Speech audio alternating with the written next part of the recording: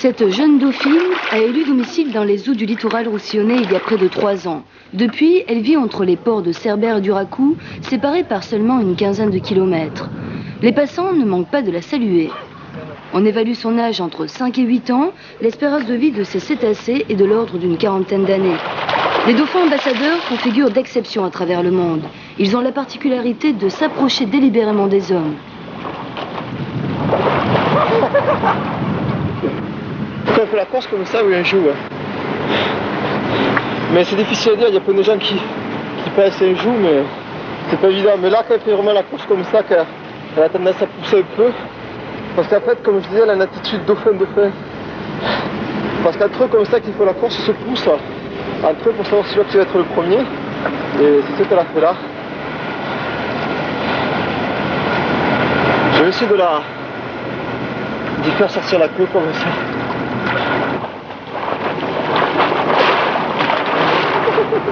Les scientifiques ont longtemps pensé qu'il s'agissait d'animaux proscrits de leur groupe pour stérilité.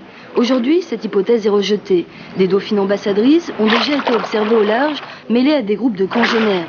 Après un séjour de quelques semaines, certaines sont retournées auprès des humains, enceintes. La première règle du jeu pour Eric, respecter cet animal, ne l'oubliant pas sauvage. Les raisons de leur venue près des côtes sont encore mystérieuses. Ça, on sait pas, ça, pourquoi elle est là vraiment, pourquoi elle est seule. Mais c'est vrai que c'est un peu comme nous, quand on atterrit vers le dauphin, c'est de la curiosité, c'est quelque chose de différent. Donc elle peut venir simplement par curiosité, ici.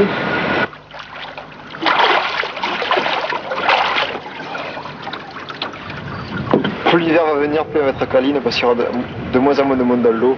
Et ça c'est sûr, là, quand on a besoin de contact. Quand on est à la Valette, on le regarde toujours de loin. Même mon neveu, il a nagé avec cet été. Vous le connaissez bien? Ah oui, oh oui. Et ça fait plaisir de le voir. Hein. Au moins, c'est que c'est protégé. Hein. C'est vraiment très exceptionnel. Et puis c'est quand même une bête qui semble sympathique. Elle reste en contact avec les gens avec gentillesse, hein, parce qu'elle ne s'éloigne pas. Tout le monde vient la flatter.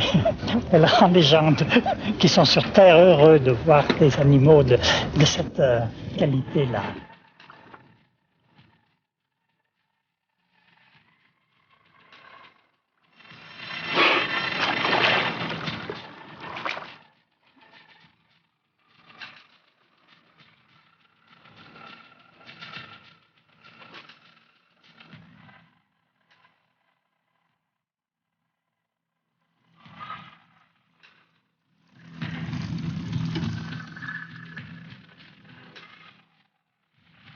Dolphy, c'est son surnom, a fait la joie des baigneurs cet été, mais trop sollicitée, elle s'est exilée une quinzaine de jours à Cadaqués.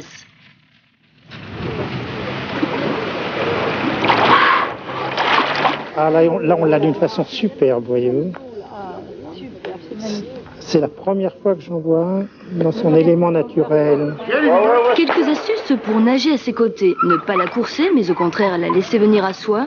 Assurer sa protection, c'est éviter de s'accrocher à elle et sous aucun prétexte de la nourrir. Cela pourrait la rendre dangereusement dépendante. Toutefois, elle apprécie particulièrement les caresses. Si cette jeune dauphine a investi les eaux du littoral pyrénéen, c'est en partie grâce à la réserve maritime de Magnouls, abondante en poissons. Ça a été déjà vu quand des dauphins slappaient comme ça le ventre à l'air d'une façon assez régulière. Ça a été souvent une invitation sexuelle en fait. Ce qui est normal parce que c'est un peu la période de la fin octobre, début novembre comme ça. Avec la période du mois de mai, c'est une période normalement assez chaude pour les dauphins. Parce que c'est très difficile d'étudier les dauphins comme ça, en groupe, les dauphins sauvages en pleine mer, parce qu'ils sont entre eux et puis dès qu'on arrive, ils partent. La seule façon de vraiment étudier les comportements, c'est qu'ils puissent les accepter. Donc c'est le dauphins ambassadeur forcément.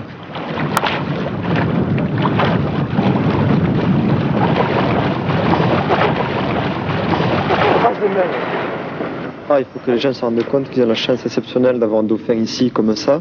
C'est des cas, c'est des cas très très rares. Il y en a un en Yougoslavie, il y en a un autre en France, à Marseille. Et déjà, on ne le croyait pas au début. Et il y en avait un seul en Italie et qui est mort maintenant à cause d'une poche plastique qu'il a avalée. Au début du siècle, les dauphins ambassadeurs ont été massacrés, notamment par des pêcheurs persuadés qu'ils faisaient fuir le poisson. Grâce à l'évolution des mentalités, l'on peut présager de voir réapparaître dans les années futures ces animaux du grand large en nombre croissant sur les côtes.